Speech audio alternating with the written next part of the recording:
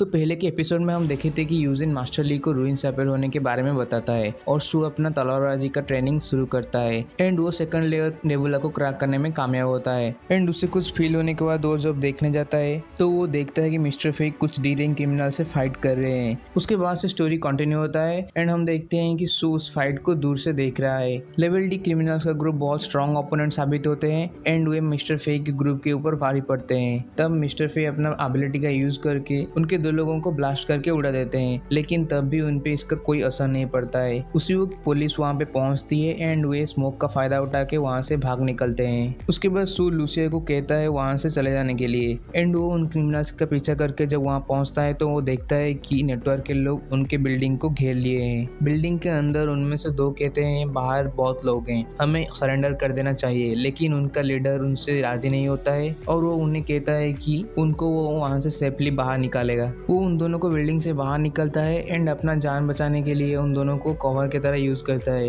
Network के लोग उसका पीछा करते हैं और उनमें से एक अपना एबिलिटी का इस्तेमाल करके उसे इंजर्ड कर देता है। तभी सब सू को ऊपर बैठे देखते हैं, लेकिन उसे कोई पहचान नहीं पाता है डार्क ऑरा के वजह से। सू उन्हें समझाने की कोशिश करता है कि वो सिर्फ घूम रहा है, लेकिन नेटवर्क के लोग उसे क्रिमिनल समझ के उसका पीछा करते हैं। सू अपने ट्रेनिंग से बहुत इम्प्रूव हो चुका होता है एंड वो उनके हमले को आसानी से हैंडल कर लेता है, जबकि क्रिमिनल्स का लीडर भी फाइट में बहुत अच्छा कर रहा होता है। एंड वो तभी मिस्टर फेक को एक गैस टैंक फेंकता है जिससे वहाँ पे एक बड़ा ब्लास्ट होता है एंड उसके बाद सू देखता है कि सब बेहोश हो गए हैं एंड वो तब उस क्रिमिनल का सामना करता है। सू अपना फुल पावर का यूज करके उसे एक पंच मारता है जिससे उस क्रिमिनल का हाथ टूट जाता है एंड सू उसे अपना खंजर से खत्म कर देता है। उसके बाद सू वहाँ से भाग निकलता है। घर पे पहुंचने के बाद लूसिया उसका इंस्पेक्ट करती है। सू लूसिया को कहता है उन्हें बाहर जाना चाहिए कुछ गुड स्पिरिट्स को ढूंढने के लिए। जैसे ही वे बाहर निकल रहे होते हैं मास्टर लिया कि उन्हें पूछते हैं वे कहाँ जा रहे हैं और वे तब झूठ बोलते हैं कि वे डिनर खाने सस्ते रेस्टोरेंट में जा रहे हैं। उसके बाद सू लूसिया को एक एरिया स्काउट करने के लिए लाता है जहाँ पे पहले लड़ाई हुआ था। लूसिया वहाँ पे 3 स्पिरिट को महसूस करती है एंड सू से लंबा आदमी का सोल कलेक्ट करने के लिए कहता है। स्पिरिट को बाहर निकालने की कोशिश करने के बाद लूसिया कहती है कि उसके पास इतनी पावर नहीं है, लेकिन वो ये एक दिन के बाद कर पाएगी। उसके बाद लूसिया कहती है कि वो अभी घर नहीं जा सकती क्योंकि सू ने उसे प्रॉमिस किया था बाहर खाना खरीदने के लिए, लेकिन सू कहता है कि वो एक सिर्फ झूठ था मास्टर ली के लिए। वो तब कहती है कि अगर वो खाली पेट घर जाएगी तो मास्टर ली उसकी बात पे बिलीव नहीं करेंगे। सो सू उससे खाना खाने के लिए ले जाता है और वो वहाँ पे कहता है कि इस बात को सीक्रेट रखने के लिए। इस दौरान नेटवर्क के मेंबर इस इंसिडेंट के बारे में डिस्कस कर रहे होते हैं कि उस मिस्टीरियस आदमी का पोटेंशियल लेवल सी है।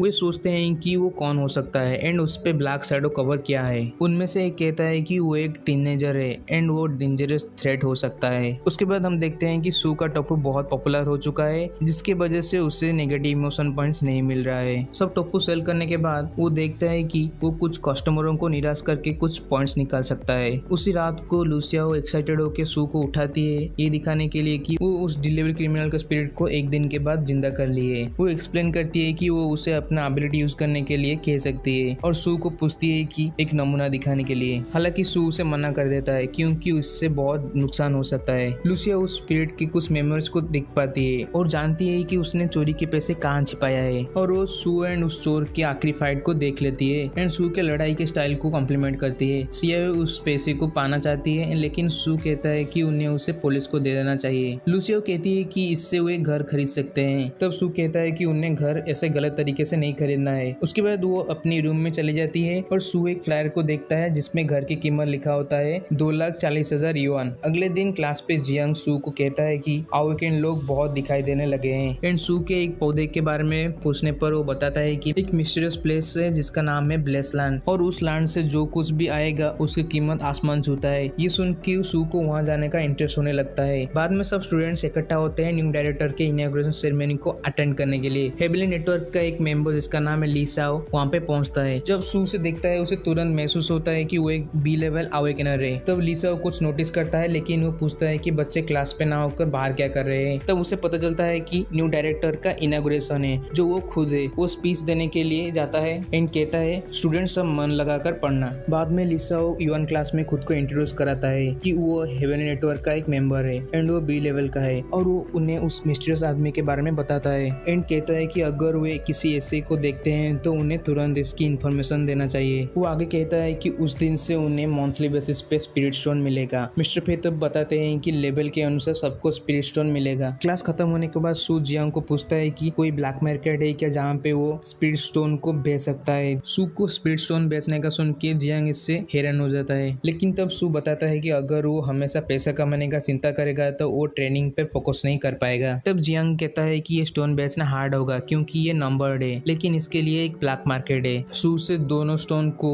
2,40,000 युआन पे बेचने के लिए कहता है एंड जियांग उसके लिए बायर ढूंढता है। उसके बाद हम देखते हैं कि ली शाओ मास्टर ली के पास आता है एंड बताता है कि 2 स्केलेटन जो अपने आप मूव कर पाते हैं पाए गए हैं कुछ रूइंस में, जो कि एक ई लेवल अवेकनिंग के इक्वल पावरफुल है। आखिर में ली शाओ पूछता है कि मास्टर ली उस लेवल से मिस्टीरियस आदमी के बारे में जानते हैं कि क्योंकि उसका सोर्ड स्टाइल मास्टर ली से मिलता है, जिससे मास्टर ली गुस्सा हो जाते हैं एंड वो वहां से चला जाता है। उस रात को सू लूसिया को बहुत पैसे दिखाता है एंड उसे एक सेल फोन देता है इमरजेंसी कॉल करने के लिए एंड वो और भी बताता है कल को वो छुट्टी लेने वाला है प्रॉपर्टी ट्रांसफर के लिए एंड ये घर कल से उनका होने वाला है, जिसको वो बिलीव नहीं कर पाती। उस रात को सू और भी प्रोग्रेस करता है एंड हमें कुछ डार्क क्लाउड लूसिया के बॉडी में जाते हुए दिखाई देता है। अगले दिन सू प्रॉपर्टी को अपने नाम कर लेता है एंड तब उसे लूसिया का एक मैसेज आता है घर पे मिलके खाना खाने के लिए, लेकिन वो मना कर देता है एक इमरजेंसी कॉल के आने के बाद एंड उस इमरजेंसी कॉल में युआन क्लास के सब स्टूडेंट को इमीडिएटली असेंबल होने के लिए कहा जाता है एंड इसके साथ ही एपिसोड 6 खत्म होता है। अगर वीडियो पसंद आए तो वीडियो को लाइक कर देना एंड चैनल को सब्सक्राइब कर देना।